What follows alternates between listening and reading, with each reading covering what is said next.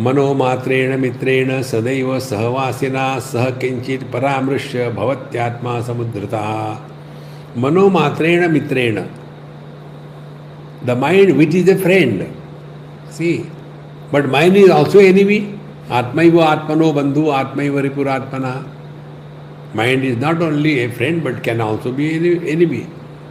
If the mind is under our control, it is a friend. If we are under the control of the mind, then the mind is enemy. See. Therefore, manomatreణ mitreణ sadaiva sahavasina. And it is our mind alone which is with us all the 24/7. Nobody is with us all the time as much the mind is. Saha kinchit paramrishya. Then always think, contemplate properly before you take any decisions, before you jump into the worldly things. Find out, is it necessary to get involved? Is it necessary to talk? Is it necessary to give advice? Has anybody asked us? But we keep on talking about our past. This is how we lead our life, day-to-day life. Manomatreణ mitreణ sadaiva sahavasina saha kinchit paramrishya. Paramrishya, inquire, do contemplation. Then bhavati atma samudhrataha. Then only we can help ourselves to come out of the mess of relative existence. Nobody else can help us. Therefore, we have to work on our mind.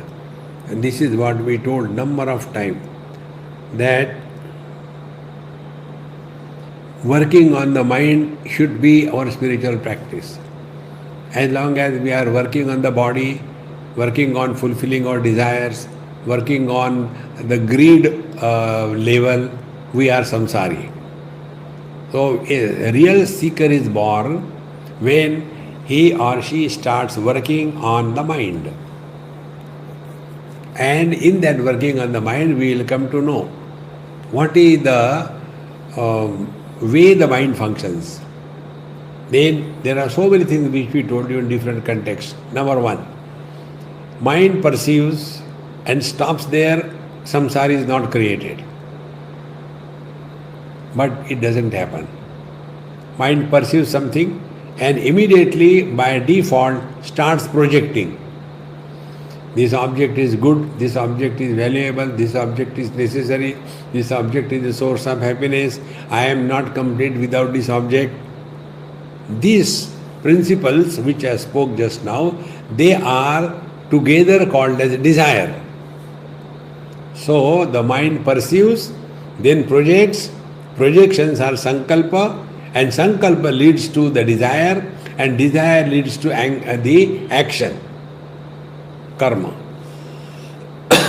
So first janati, something is known, then ichchati, then desires, and then karoti, then we get lost in the doing the karma to get that object.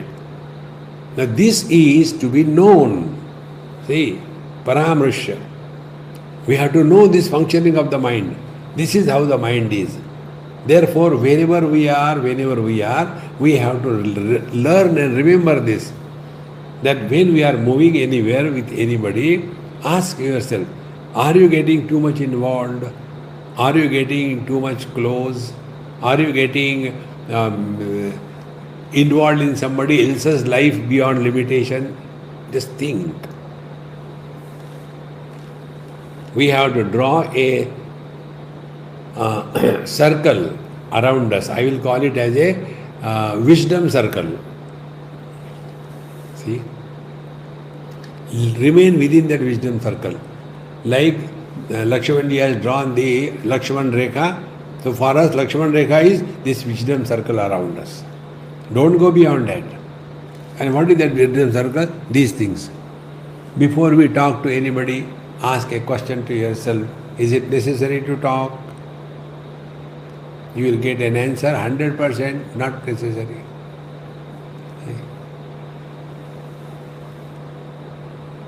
How simple life becomes. Then, wherever I am, whenever I am, whatever I am, I shall be 100%. Second circle of wisdom. Third circle of wisdom, nothing to gain, nothing to lose. Fourth circle of wisdom, you cannot help anybody in this world.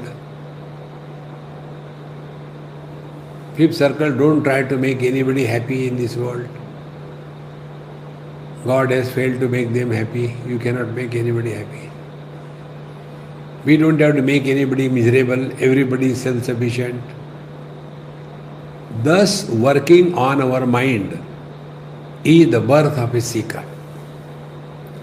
Then we will stop living by the mind on a default setting. You must have seen many people, they have got default settings. Why many? Everyone. They have to say something. They want to get involved in discussions. They want to participate. See? And then it leads to unwanted discussion and lengthy thing and all that. So the best thing is, yes, you are right. It's so good. You know so well, I never knew it. That's it. No discussion, no. This is another Maha Mantra. No discussion, no argument. See? Mano matrena mitrena sadaiva savasina. Then the mind is our friend. Then he will be a great asset to us. Otherwise the mind will be terrible.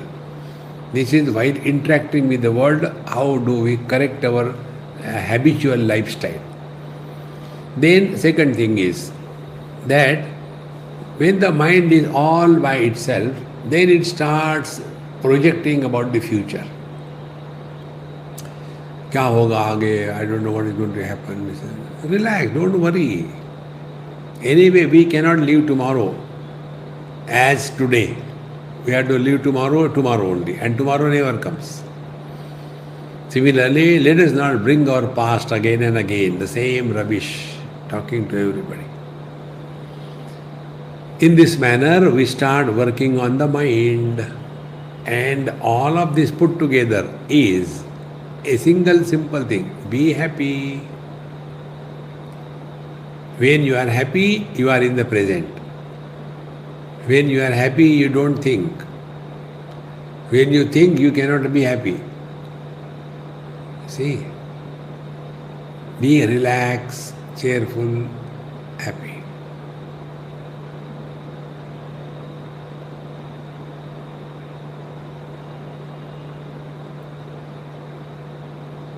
Nothing to do, nowhere to go.